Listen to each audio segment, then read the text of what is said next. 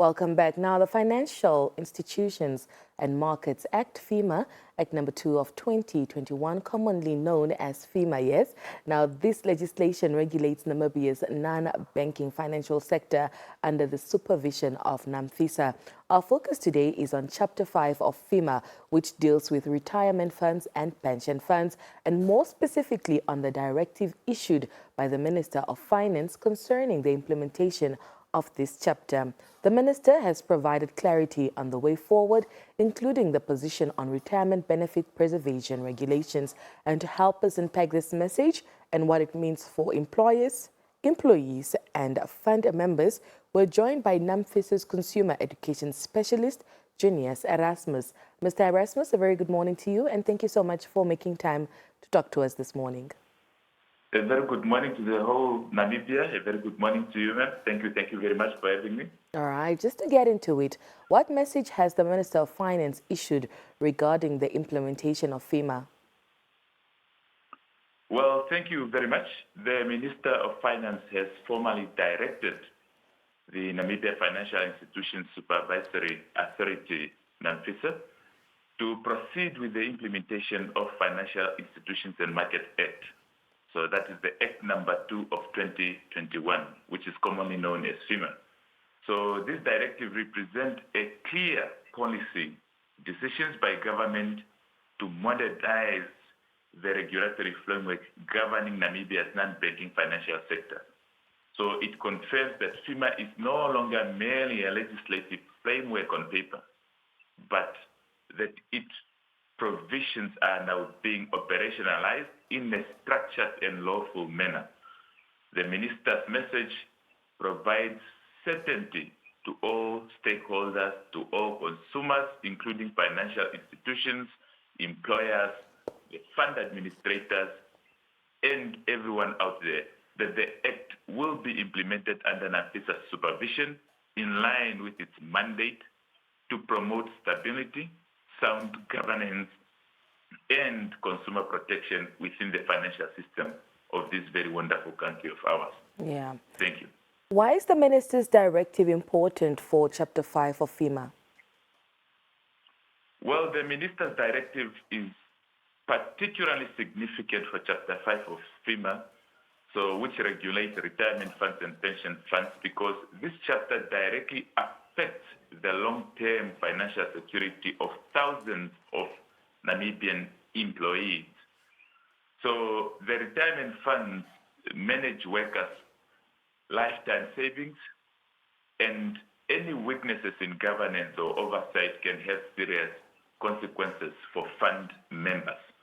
So Chapter 5 strengthens accountability in the management of retirement funds by ensuring that employers' contributions are paid on time, that fund administrators act in the best interest of the members, and that unlawful deductions or misuse of retirement savings are prevented.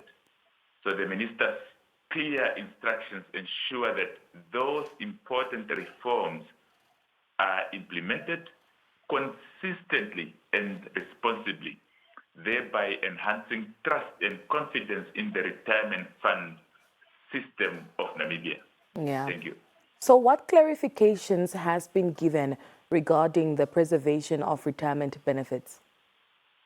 Well, a critical clarification issued by the Minister of Finance and communicated through NAMFISA's various communication channels is that the draft regulation RFR 510, so which relates to the preservation of retirement benefits, will not be implemented together with FEMA at this stage.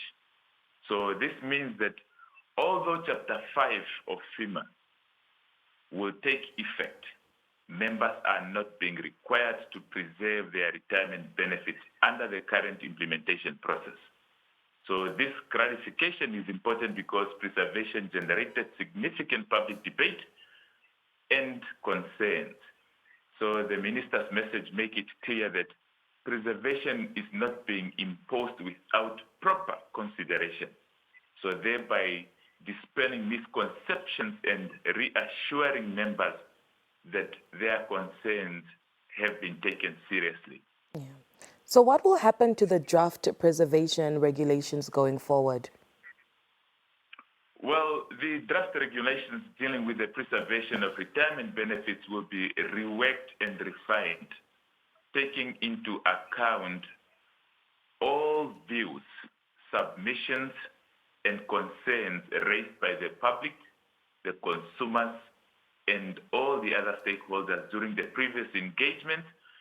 So once the revised draft is completed, it will be subjected to a broader and more inclusive public consultation process.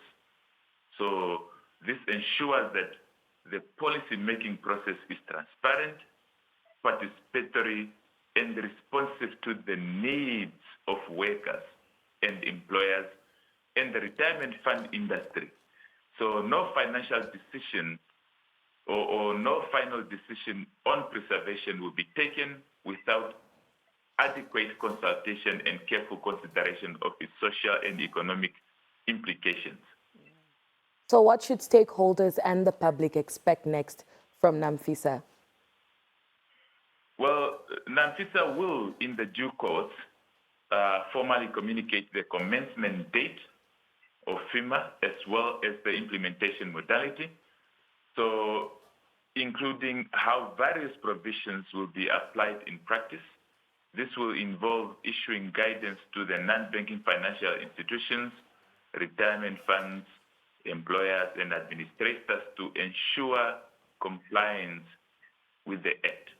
So NAMFISA will also continue with the consumer education and stakeholder engagement to promote understanding of this very wonderful Act, which is FEMA, and its benefit to all the consumers and to all the pension fund members, as well as the employers and employees. So members of the public are encouraged to rely on NAMFISA's official communication channel for accurate information and to remain engaged as the implementation process progresses. I thank you.